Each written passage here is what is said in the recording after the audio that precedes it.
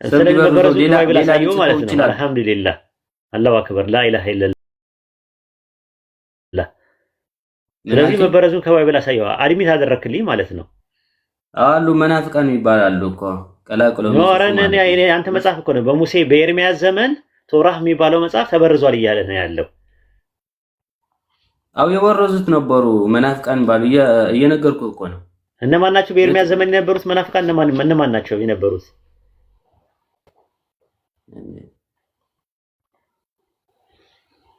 በኤርሚያስ ዘመን የነበሩት መናፍቃን እነማን ናቸው?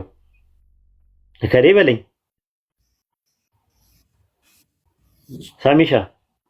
እሺ ጠይቄ መለሳለሁ። ችግር የለም። እና ወደ ሁለተኛ ጥያቄ።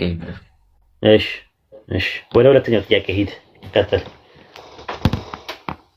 እሺ አላህ እንዳለ በምን ይታወቃል? አለውኝ ብሏል። አለውኝ እኔ ተንፍሶ ያውቃል ማለት ነው። ማለት እኔ አምላክ ነኝ ብሎ ያውቃል? አዎ ብሎ ያውቃል። ግን ከሎጂክ ትጠይቀኛለህ ስለ ከቁርአን ጠየቀኝ። እኔ እኮ በሎጂክ እኮ ልመጣልህ ነበር ምልክቱን መኖሩ ማለት ነው። ምልክት አለ ራሱ አይደለ? ምልክት የተሰጠ ምልክቶች አሉ። ምልክት አለ አይደለ? ምልክት አለ። አላህ ስለመኖሩ ምልክቶች በሁለት አይነት መልኩ አለ አይደለ?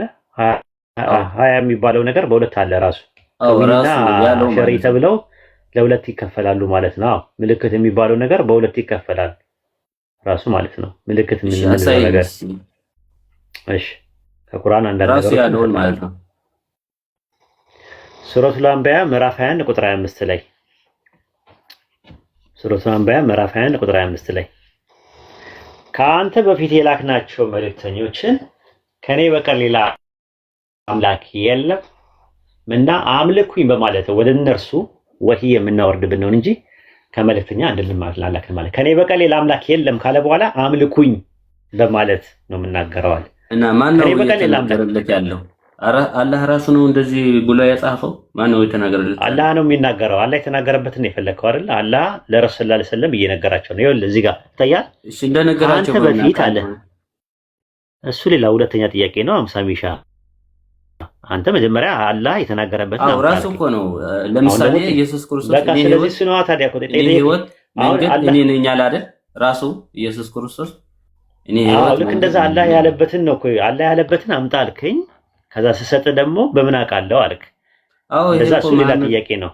ይሄው ለዚህ ጋር ምን ይላል መሰለህ? አዳምጣ ሳሚሻዬ ስሜታዊ አትሁን። አሁን ይኸውልህ ከአንተ በፊትም እነሆ ከኔ ሌላ አምላክ የለምና አምልኩኝ በማለት ወደ እርሱ ወህይ የምናወርዳት ቢሆን እንጂ ከመልእክተኛ አንድንም አላክንም እያለ ይናገራል። ማን ነው የሚናገረው ይሄንን?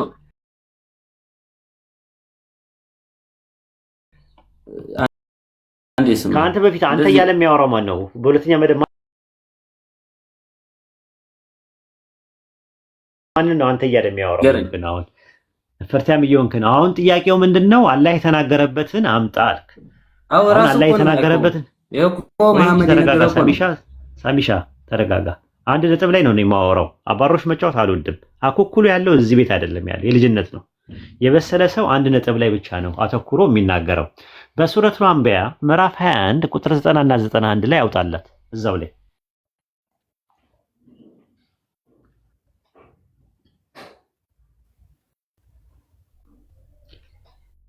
እሺ ይህ ሃይማኖታችሁ ነው ይላል። እስቲ ወደ ላይ 91 ላይ እሺ 92 ላይ እስቲ ይቺ መንገድ አንዲት መንገድ ናት ይላል። እኔም ጌታችሁ ነውኝና አምልኩኝ። ይሄን የሚናገረው ማን ነው? አላህ ነው እየተናገረ ያለው። እኔም ጌታችሁ ነኝና አምልኩኝ ያለ ይናገራል። በሱረቱ አይ ቲንክ አንከቡት ምዕራፍ 29 ቁጥር 56 ላይ ደግሞ አንድ ያውጡልኝ። በሱረቱ አንከቡት ምዕራፍ 29 ለምን አስወጣችሁ? ማን ነው ያስወጣው? አታስወጡ። ቁጥር 56 ላይ 29 56 መልሱት። እናንተ ያመናችሁ ባሮች ሆይ ምድር በእርግጥ ሰፊ ናት፣ ብትቸገሩ ተሰደዱ፣ እኔንም ብቻ አምልኩኝ እያለ ይናገራል ማለት ነው። አምልኩኝ እያለ ይናገራል ማለት ነው። ይሄው ማስረጃዎችን ሰተናል ማለት ነው ኢንሻአላህ። እና እኔ ያልኩህ ወንድሜ ያልሰማኸኝ መሰለኝ። ራሱ እኮ ነው ያልኩህ። ይሄ እኮ መሐመድ የነገረ ነው አይደል? እኮ ራሱ እኮ ነው። ለማን ነው የሚናገረው? ለአንተ አይነግርህማ። በነብይ አማካኝነት እኮ ነው የሚናገረው። ፈጣሪ ሲናገር እና መሐመድ ትክክለኛ አማካኝነት አይደለም። በምን አምናለሁ? መሐመድ ከነገረኝ እኮ እሱ ነው የምልህ። በፍሬው ነው በሚነገረው። አሁን ለምሳሌ የሩቅ ነገር ሚስጥሮች አሉ አይደል? ትንቢት አለ። የነገን ማወቅ የሚችለው ከፈጣሪ ውጭ አለ? ከፈጣሪ ውጭ አለ የነገን ምን የለም። ስለዚህ መጻኢ ጊዜውን አምላካችን አላህ በቁርአን ነግሮናል። አው ለምንድን ነው ለእርሱ ብቻ የነገረው ማለት ነው? አልገባህም ማለት ነው። እኮ መሐመድ ነው የተናገረው አይደል? አንድ ነብይ ሲመጣ እኮ ለነብይ ነው እኮ የሚናገረው። ለነብይ ይመጣና ይናገራል። ከዛ ከተነገረ በኋላ ያ የተነገረው ነገር ደግሞ ሲፈጸም እንትን ይላል። ለምሳሌ ዘካርያስ የሚባል ሌላ ነብይ እንደዚህ ብሎ ያውቃል? በመሐመድ ያው ያውቃል። አሁን ለምሳሌ ዘካርያስ የሚባል ታስታውሳለህ? ዘካርያስ የሚባል ሰው አዎ፣ በእስልምና አንዳንድ ላይ አይ እዛው ነው የምነግርህ፣ እዛው ነው በአንተ መጽሐፍም እያሳየው ነው እንዲገባ እንዲያሳልጥ። ስማ የክርስቲያን እኮ ነው የኛ እኮ ነው። ስማ እኮ እንደዛ ነው። አንተ ጋርም ያለውን ነገር እኮ ነው ጉድ ዝም ብለህ እንትን ብለማ ከእንትን ብቻ አይደለም የሚሆነው። ዘካርያስ የሚባል ሰው ለምሳሌ መልአኩ ገብርኤል መጥቶ አናግሮታል። በእስልምና ማስረዳት በእስልምናማ ነገርኩህ እኮ ነቢያቶችን ሲያናገር የነበረው አምላካችን አላህ በሶስት አይነት መንገድ ነቢያቶችን ያናገራል። ጠየቀኝ፣ መለስኩልህ። መሐመድ ትክክል ነው ለመሆኑን ሌላ ነብይም እንደዚህ ለሚል ከቻለ ነው በእስልምና መሰረት ነው እንጂ ዝም ብለህ ነው የምታወራው። በቃ ማለት ዝብርርቅ ያለ ነገር ነውና ይበቃል። እስካሁን ድረስ ስለነበረው ይበቃል። ሌላ ሰው አስገቡ። ይበቃል። ቴንክ ዩ። እሺ ሚስ አድርገህ መቀመጥ መማር ትችላለህ። አይ ቲንክ አንድ ጥያቄ ሳጨርስ ወደ አንዱ ያ ደግሞ ያደክማል። አውቆ ገተታ ይባላል። ያ ደግሞ ወይም ደግሞ አየር መያዝ ይባላል። ስለዚህ ታች ሆነ ታብታብ አድርግ። ኦኬ እሺ ወገኖች፣ አንድ ቁጥር ጻፉ እናስገባችኋለን። መቀጠል የምትችል ኤፍሬም የሚባል ልጅ ገብቷል። እሱን እናወራውና ከዛ በኋላ ታስገቢያለሽ አንድ ሰው። ሰላም እንዴት ነው? ሰላም እንዴት ነህ? ድምጽ በደንብ አይሰማም፣ ጮክ በል።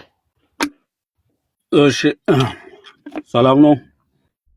ሰላም ነው። ደህና ነህ አንተ? አላህ እግዚአብሔር ይመስገን። ሰላም። እስቲ አንድ ጥያቄ ጠይቅና ከዛ ደግሞ ሌሎች ሰዎች ካላችሁ ትገባላችሁ ማለት ነው። አንድ ጥያቄ ብቻ እናስተናግዳለን። አንዳንድ ጥያቄ አክቹአሊ የኔ ጥያቄ ቀደም ብሎ የገባው ልጅ ጀነራል የሆነ ጥያቄ ነበር የጠበቀው። እኔ የተወሰነ ስፔሲፊክ ለማድረግ ሞክራለሁ። ኦኬ ጠይቅ። መሐመድ በፊት እስልምና ነበረ ወይ የሚል ጥያቄ ነው፣ ግን እኔ ትንሽ ላጥብበውና አይ ቲንክ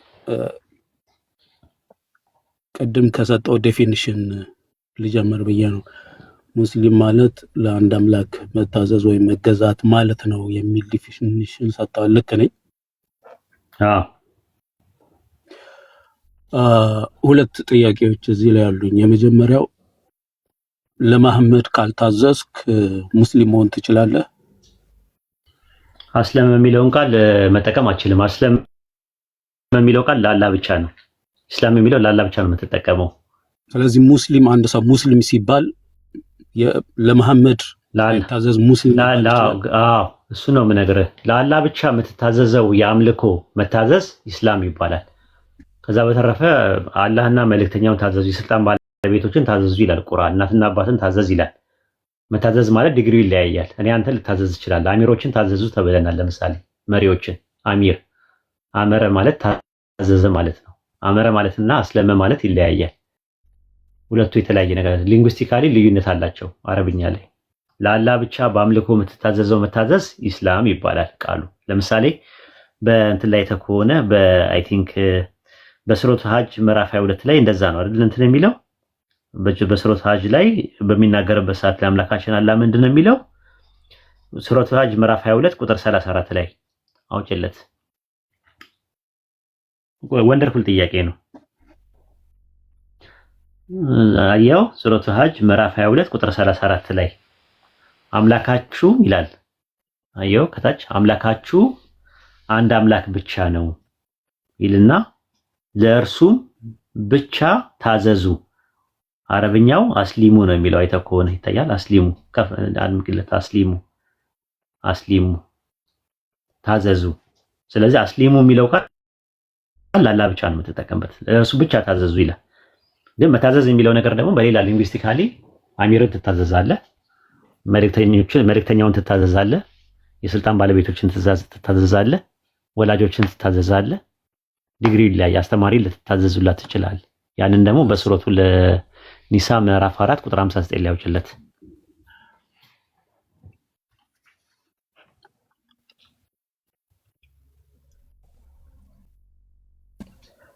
በሱረቱ ኒሳ ምዕራፍ 4 ቁጥር 59 ላይ እናንተ ያመናችሁ ሆይ አላህን ተገዙ ይላል። መልእክተኛውንና የስልጣን ባለቤቶችን ታዘዙ። አየው፣ ታዘዙ መልእክተኛውንና አሁን ታዘዙ የሚለው የአረብኛው ቃል አንድ አይነት አይደለም። ራሱ አስሊሙ አይደለም ብሎ የሚጠቀመው። ስለዚህ ኢስላም የሚለው ቃል ዴፊኒሽኑ ከአምልኮ ጋር የተያያዘ በአምልኮ ስትታዘዘው እሱን በብቸኝነት ለሱ አምልኮ ስታቀርብና እሱን ሰሚት ስታደርገው ስትገዛው ያኔ ኢስላም ይባላል። ሰውየው ደግሞ ሙስሊም ይባላል ማለት ነው። ሱረቱ በቀራ ምዕራፍ 2 ቁጥር 136 ላይ አውጭለት። ከዛ በኋላ ወደ ነጥብ እንሄዳለን ማለት ነው። በጥቅስ እቺን ያትና ወደ እንትን እንሄዳለን። አይዞ ወደ ሰፊው መንደርደሪያ ነው ይሄ። መንደርደሪያ ነው። አብሽር። እሺ እዚህ ጋር ሱረቱ በቀራ ምዕራፍ 2 ቁጥር 136 ላይ አየ በአላህና ወደኛ በተወረደው ወደ ቁርአን አላመነ ወደ ኢብራሂም ወደ እስማኤል ወደ ይስሐቅ ወደ ያዕቆብ ምናምን ይልና ከዛ በኋላ እኛም ለእርሱ ማለትም ለአላህ ታዛዦች ነን በሉ ይላል። ታዛዦች ነን በሉ። ታዛዦች ለሚለው የአረብኛው ቃል ሙስሊሚን ነው የሚለው። ሙስሊም ማለት ታዛዥ ማለት ነው። ሙስሊሚን ማለት ደግሞ ታዛዦች ማለት ነው። ለእርሱ ለአላህ ብቻ የሚሆን የአምልኮ መታዘዝ ሙስሊም ይባላል ሰውየው። ከዛ በኋላ ደግሞ እንትኑ ትእዛዙ ደግሞ ኢስላም ይባላል። ኢስላም ማለት ሲምፕሊ መታዘዝ ማለት ነው። ሙስሊም ማለት ደግሞ ታዛዥ ማለት ነው። ይሄን ይመስላል። እሺ እዚህ ላይ ብዙ መቆየት አልፈልግም፣ ሰዓቱን መግደል ስለማልፈልግ ለአንድ አምላክ መገዛት መታዘዝ የሚለው ቬጋ አይሆንም፣ አያሻማም። ለምሳሌ አይሁዳውያን ለአንድ አምላክ ነው የሚገዙት፣ ሙስሊሞች ናቸው። ሙስሊም የሚለው ቃል ሊፈርስ የሚችል እንትን ኤክሰፕሽናል አለ። በምን ይፈርሳል መሰለ? በክህደት ይፈርሳል። ዲስፔንሴሽናል ነው። አሁን ከአደም ጀምረ ነበረ ብለህ ስትል ለምሳሌ ሙሳ አለይሂ ሰላም መጣ። ሙሴ ከመጣ በኋላ ሰዎች ሰሚት ያደርጋሉ፣ አንድ አምላክን ይገዛሉ። ከዛ ልክ ኢየሱስ መጣና ነብይና መልእክተኛ መሲህ ሆኖ መጣ። ኢሳ ማለት ነው። ኢሳ ሲመጣ ያንን መልእክት ሲያስተባብሉ ያኔ ሰሚሽኑ እንዳለ ይወድቃል ማለት ነው። ካፊር ነው የሚባሉት ከካዱ ማለት ነው። ከዛ ደግሞ ኢሳ መጣና ማስተማር ጀመረ። የሱን ትምህርት ተከተለው እያለ ረሱል ሰለላሁ ዐለይሂ ወሰለም ሲመጡ አንድ ሰው ካላመነ በዛ ነገር ካዲ ይባላል ማለት ነው። ሙስሊም አይባልም፣ ካፊር ነው የሚባለው። ያንን ሱረቱ በይና ምዕራፍ 98 ቁጥር 1 ላይ ያለለ ጥያቄ በአስቀመጥከው ዲፊኒሽን መሰረት ለአንድ አምላክ መገዛት መታዘዝ የሚለው ለምሳሌ አይሁዶች ለአንድ አምላክ እንገዛለን እንታዘዛለን ይላሉ። እነሱ ሙስሊሞች ናቸው ወይ? አመጻዋላ ካመጹ ሙስሊሞች አይሆኑማ። የመታዘዝ ተቃራኒው ምንድነው? የመታዘዝ ተቃራኒው ምንድነው? አለመታዘዝ ነው። አይሁዶቹ ሙስሊሞች ናቸው። ማመጽ ነው። በዴፊኒሽኑ መሰረት በጊዜው በዘመናቸው በዲስፔንሴሽናቸው በዘመነ መግቦታቸው ነበሩ።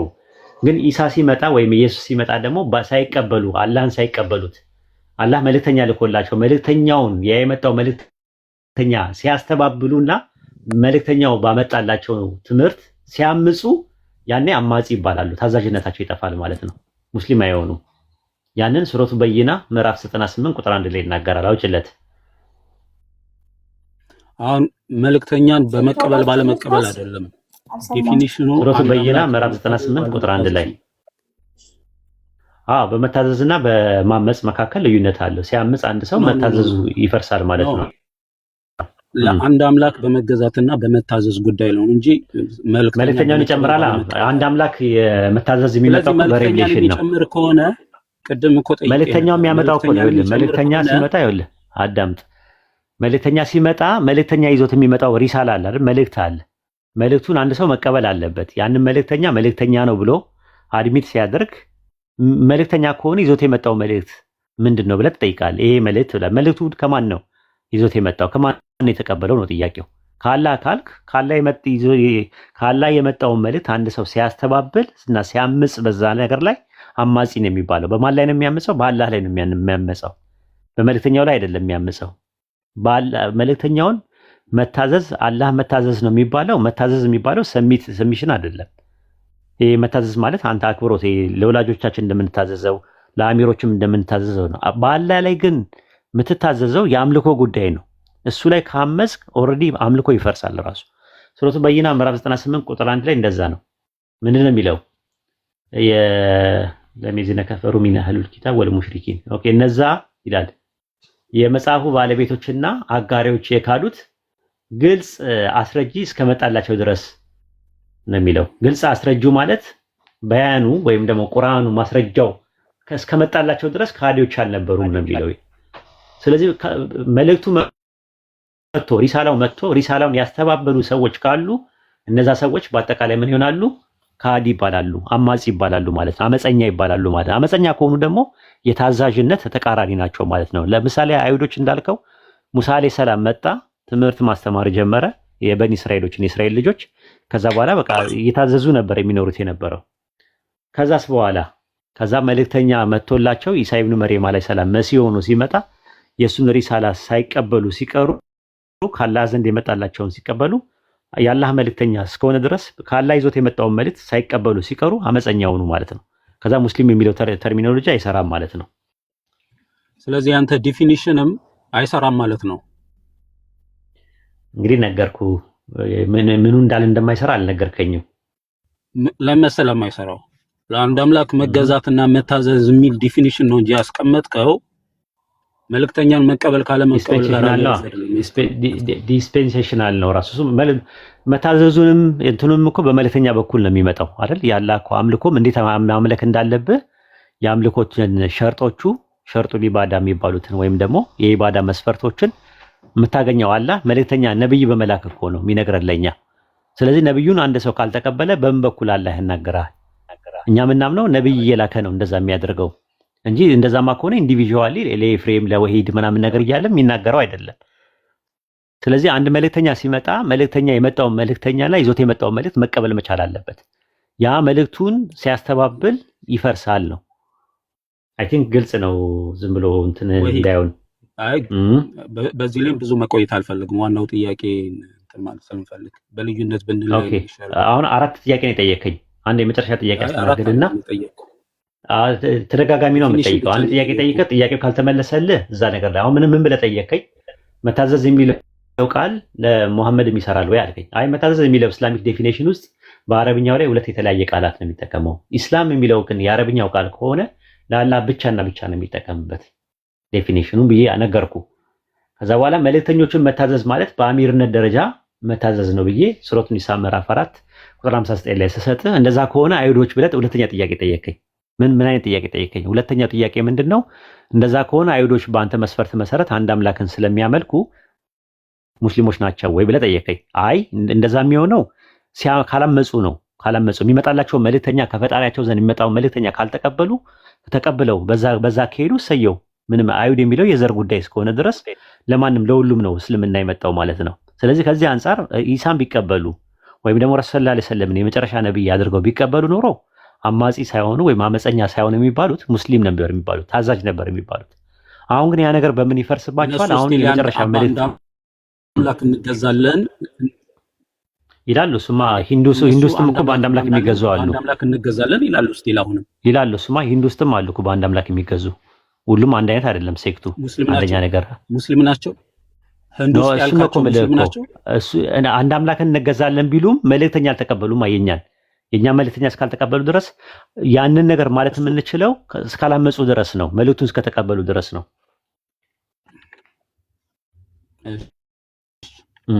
ብዙ ጊዜ ላለመፍጀት እዚህ ላይ ወደ ምንም እስከ መጨረሻው ድረስ እንትን ማለት ትችላለህ። ግን አንድ ቦታ ላይ አይደለም እንትን የምትለው።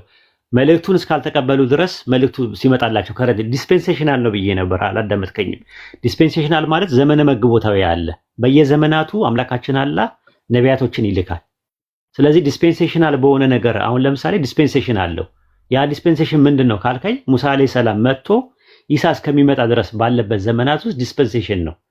ኢሳ ከመጣ በኋላ ግን አላህ ኢሳን ልኮ ከዛ በኋላ ሪሳላው መልእክቱን አውርዶ ኢንጂል የሚባል መጽሐፍን ተሰጥቶ ያን መጽሐፍ ተቀበሉ በዛ ታዘዙ ተብለው ሲባሉ አይ ያንን ሸሪዓ አንፈልግም ብለው ልክ ሲያምፁ አማጺ ይባላሉ፣ አመፀኛ ይባላሉ። ከዛ በኋላ ምን አይሆኑም? ታዛዥ አይሆኑም። ከዛ በኋላ ይሄንን ኤግዛምፕል የሰጠው የነበረው እንግዲህ ባጭሩ ምን ማለት መሰለህ አንተ እያልክ ያለው ሙስሊም ማለት ለአንድ አምላክ መታዘዝ መገዛት ብቻ ሳይሆን የተላኩትን መልእክተኞች መቀበልን ይጨምራል እያልከኝ ነው። አንዱን አምላክ የምታመልከው ወይም ደግሞ አንዱን አምላክ የምትታዘዘው እሱ የሚልህን ነገር ስትቀበል ነው። እሱ ከሚላቸው ነገሮች መካከል አንደኛው ደግሞ ምንድነው? መልእክተኛን መቀበል፣ መልእክተኛን ማመን ነው ራሱ ማለት በመጽሐፉ በሚልክልህ መጽሐፍ ማመን ነው። የሚልክልህ መጽሐፍ ታመልከዋለህ ማለት አይደለም፣ ወይም ደግሞ የሚላከውን መልእክተኛ ታመልከዋለህ ማለት አይደለም። ግን እንትኑ ሬቪሌሽኑ ዲቫይን ሬቪሌሽኑ እነዚህን ያጠቃልላል። ሸሪዓው ማለት ነው ውስጥ ያሉ ኮንቴንቶች አህካሞችን ያጠቃልላል። በዛ ላይ ደግሞ የረሱል የሚባለው ነብይ የሚባለውንም ያጠቃልላል። ነብዩን አምጥተን ልክ እንደ ፖስተኛ ዝም ብለህ የምታስቀበጥረው አይደለም። ሪስፔክት የሚባል ነገር አለ። ትወደዋለህ፣ ታከብረዋለህ። ያንን መልእክተኛ ትወደዋለህ፣ ግን አታመልከውም። ያንን የመጣልህ ማለት ምክንያቱም ኦንቶሎጂካሊ ሰው ስለሆነ ሰው ብቻ ስለሆነ ማለት ነው። ይሄን ይመስላል። ሌላ ጥያቄ ያለው ሰው ጥያቄ ስገባ ወደ ዋናው ጥያቄ ከማመድ በፊት የነበረ ነብይ ነው፣ የእስልምና ነብይ ነው የምትሉት ኢሳ ነው። አይ ቲንክ ኢሳ ማለት ክርስቲያኖች በስጋ የተገለጠ አምላክ ብለው የሚያምኑትን ነው አይደል?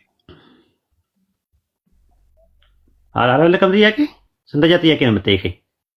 ይሄ እኮ ዋናው ጥያቄ ነው። ያን እንደ መግቢያ ዋና ጥያቄ ትንሽ ጥያቄ የሚባል ነገር የለም።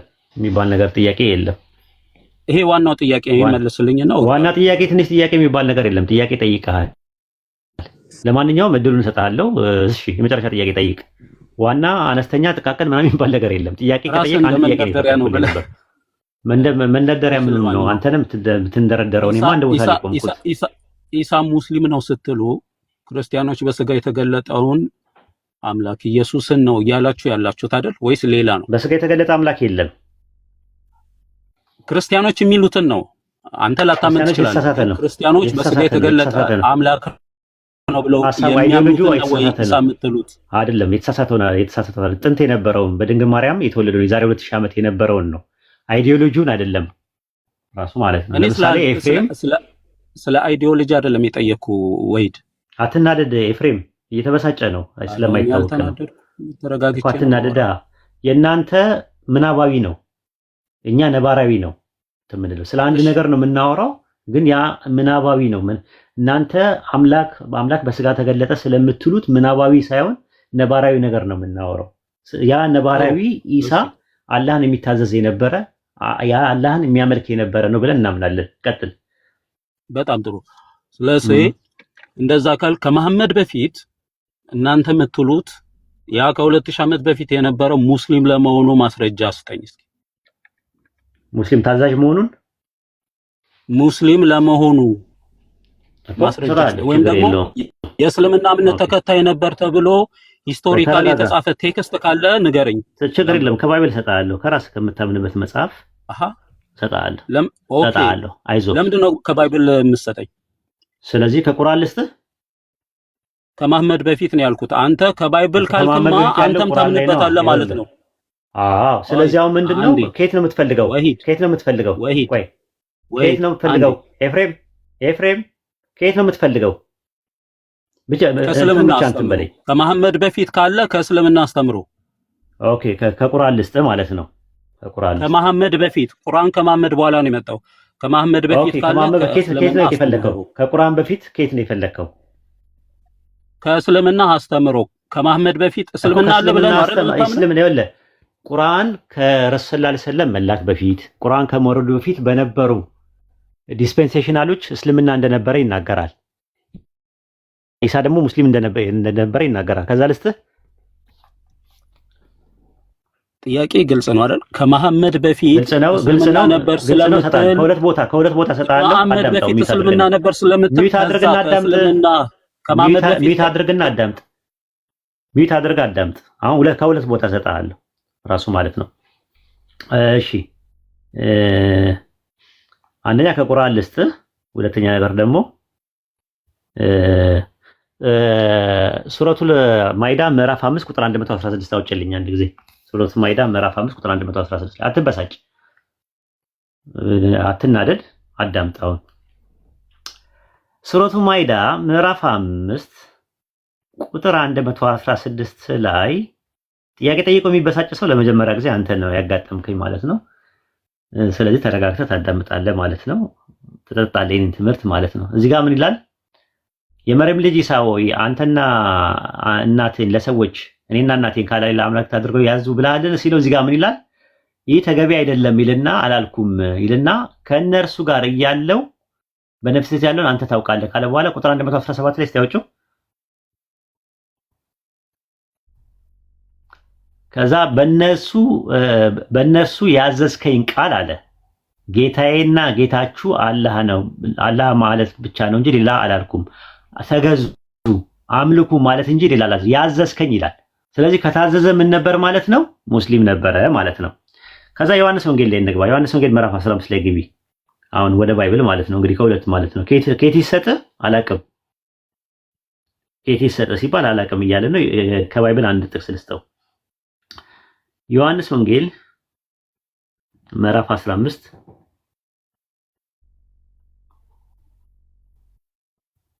ቁጥር 10 ላይ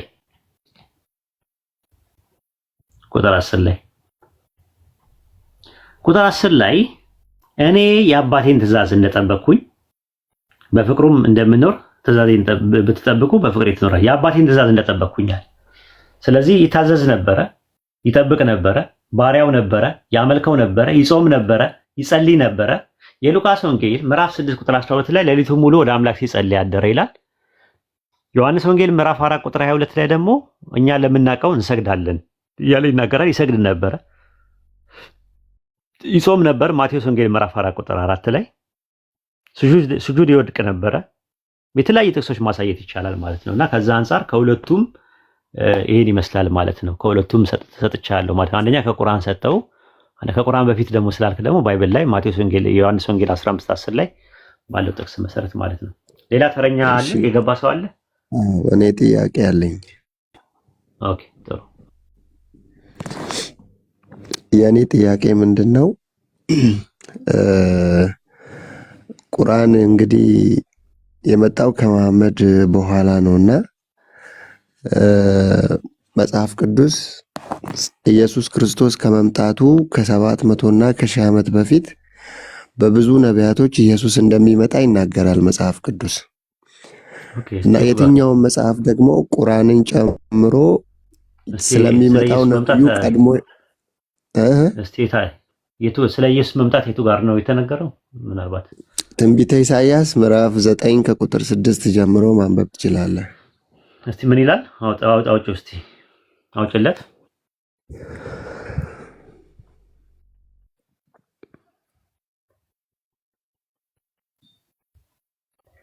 ትንቢተ ኢሳይያስ ምዕራፍ 9 ቁጥር 6 ሕፃን ተወልዶልናል፣ ወንድ ልጅም ተሰጥቶናል፣ አለቅነትን በጫንቃው ላይ ነው፣ ስሙም ድንቅ መካር፣ ኃያል አምላክ፣ የዘላለም አባት፣ የሰላም አለቃ፣ የሰላም አለቃ ተብሎ ይጠራል። ይኸው እዚህ ጋር ስለማን ነው የሚያወራው? ይሄ ስለ ኢየሱስ ክርስቶስ በስጋ ወይም ሰው ሆኖ የመጣ አምላክ እንደሆነ ስለምናምን በኢሳይያስ ዘመን ሕፃን ተወልዶልናል ነው ስለ ኢየሱስ ክርስቶስ ሕፃን ተወልዶልናል ነው የሚለው። ወንድ ልጅም እኮ ትንቢት ነው። እርግጠኛ አይ በወቅቱ ተወልዷል ሕፃኑ። እኔም እንደማውቀው በወቅቱ የተወለደ ሕፃን አለ። አንድ ነገር ልንገር፣ ሕፃን ተወልዶልናል ነው ለኛ ለዓለም ሕዝብ የመጣ ሕፃን ነው የተወለደው። ወልደዋለች እንጂ የአንድ ግለሰብ እዛው ላይ ተወልዷል። ቆይ አንድ ግለሰብ ሕፃን ነው፣ በወቅቱ የተወለደ ሕፃን ነው። እንየው ትንቢተ ኢሳይያስ ምዕራፍ 8 ቁጥር 3 ላይ ወደ ነብይቱም ቀረብኩኝ፣ እሷም ጸነሰች፣ ወንድ ልጅም ወለደች ይላል። ነብይቱ ማናት? የተወለደው ልጅ ማን ነው?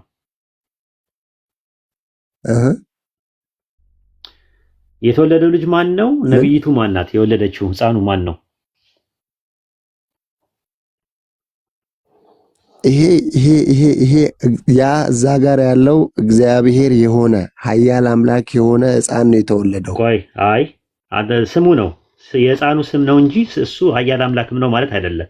እሱን እንመጣበታለን በኋላ ላይ። ግን ኢሳይያስ 8:3 ላይ ነብይቱ የወለደችው ጸነሰች፣ ወንድ ልጅም ወለደች የተባለው ሕፃን ተወልዶልናል፣ ወንድ ልጅም ተወልዶልናል የተባለው ማናት? የወለደችው ነብይቱ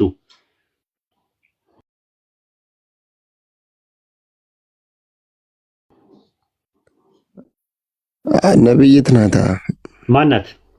ይሄ ስለ ክርስቶስ የሚያወራ አይደለም እኮ ታዲያ ስለሷ ነው የሚያወራው። ያ ነብይቱ ወለደች አለ። ስለ ክርስቶስ ሌላ ልጨምርልን። ቆይ እዛው ላይ ኢሳይያስ 9:6 ነው የምናወራው። እዛው ላይ ነው የምንሄደው። ኢሳይያስ 9:6 ክፈተው፣ ቦታውን ክፈተው ቦታውን። ምን ልክፈትልህ? እሱ ነው ሕፃን ተወልዶልናል፣ ወንድ ልጅም ተሰጥቶናል። አለቅነትን በቻለ የወለደችው እዛ ጋር የተወለደውን ልጅ ነው የሚያወራው። በወቅቱ የተወለደ ልጅ አለ። አምላክ የሆነ ልጅ አልተወለደም። አምላክ የሆነ ልጅ የተወለደ አምላክ ማለት አምላክ ነው ማለት አይደለም። ቆይ ተረጋጋ። እሱ ማለት ነው አምላክ ነው ማለት ነው እንጂ። ኧረ ተረጋጋ ቆይ እንጂ። ኢሳይያስ 9:6 ላይ ሕፃኑ መወለዱ መጀመሪያ እንተማመንና ኢሳይያስ 9:6 ላይ ኤልጌቦር የሚለው የዕብራይስጡ ቃል ወይም ደግሞ አብያድ የሚለው ቃል ስለምንድን ነው የሚያሳየው የሚለውን 9:6 ላይ ያለውን ነገር ያለውን ስለ ስሙ እናያወራለን። ስሙም ነው የሚለው ምን ማለት ነው? ስሙም ሲል ምን ማለት ነው የሚለውን ነገር የሕፃኑ ስም ነው የሚለው የተሰጠው የማዕረግ ስሞቹ ነው እንጂ የማንነቱ አይደለም። ይሄ ሁሉ ስሙ ነው። አዎ የዘላለም አብ ይለው የለ አብ ነው እንደ ኢየሱስ ድንቅ መካር ኃያል አምላክ የዘላለም አባት የሰላም አብ ነው። ኢየሱስ አብ ነው። በአንተ ትምህርት ኢየሱስ አብ ነው። ወልድ ነው። የዘላለም አብ ይለዋል እዛው ላይ። አብያድ ይለዋል። የዘላለም አብ ይለዋል እዛው ላይ። ኃያል አምላክ ብቻ አይደለም ይለዋል። ዕብራይስጥን አውጣለት፣ አሰን አውጣለት። አብያድ ይለዋል። አሰን አውጣለት ወይም አንቺ አውጭለት። ባይብል አብ ላይ ግቡ። አንዴ ተረጋጋ። ኦሊፈን ተረጋጋ። አይ አልሰማም ይለዋል ወይስ አይለውም የሚለውን እንዴ? ይለዋል አይለውም የሚለውን ነው። አንዴ እኮ ይለዋል አይለውም የሚለውን ነው ራሱ ኢሳይያስ 9:6 ላይ ባይብል አብ አንዴ ያውጭለት።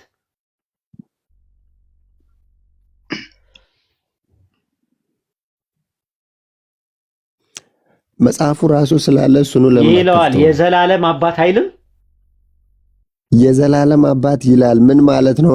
የባለቤት አመልካች ነው። የዘላለም ማለት ባለቤትን የሚያመለክት እኮ ነው። ለዘላለም ስለዚህ የዘላለም አባት ከተባለ አብ ተብሎ የዘላለም አብ ተብሏል ማለት ነው። ኢየሱስ አብ አይደለም። የዘላለም አባት ማለት ያው መጽሐፍ ቅዱስ ሲናገር አብያድ ይላል። አብያድ ይለዋል። የዘላለም አብ ነው የሚለው የዕብራይስጡ። ስለዚህ ኢየሱስ አብ አይደለም ካልክ ምንድነው የምታረገው? ቆይ እዚህ ጋር ሰላም አለይኩም ወራህመቱላሂ ወበረካቱ። ወአለይኩም ሰላም ወራህመቱላሂ ወበረካቱ። ኢሳይያስ 9:6 ላይ አውጣለት።